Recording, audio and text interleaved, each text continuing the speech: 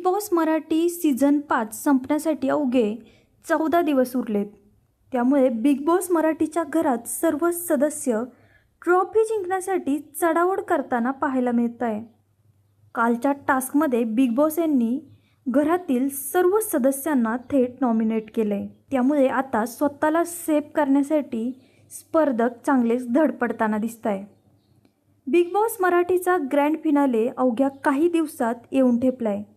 सर्वत्र कोण big boss मराठीची ट्रॉफी उचलणार याकडे चर्चा रंगली आहे. हा सीझन सुपरहिट ठरला, मात्र बिग बॉस मराठी अवघ्या 70 दिवसात संपत असल्यामुळे प्रेक्षक काहीसे नाराज देखील आहे. बिग बॉस हा शो खरं तर 100 दिवसांचा असतो, मात्र बिग बॉस मराठी 5चे सीझन काहीसे वेगळे असून ते केवळ आता 70 दिवसात संपत आहे.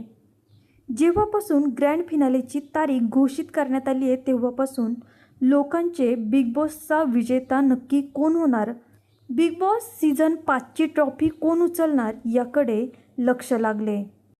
काही प्रेक्षक टॉप 3मध्ये सूरज, पॅडीदादा आणि डीपी दादाला पाहतात, तर काही लोकांना मात्र टॉप 3मध्ये अंकिता हवी आहे.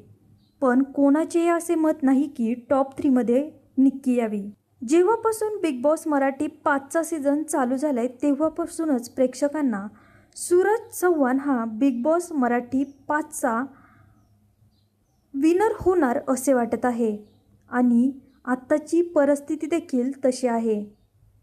मात्र आता दिनांक 6 ऑक्टोबरलाच ठरेल नक्की बिग बॉस सीझन 5चा विजेता नक्की कोण होतोय.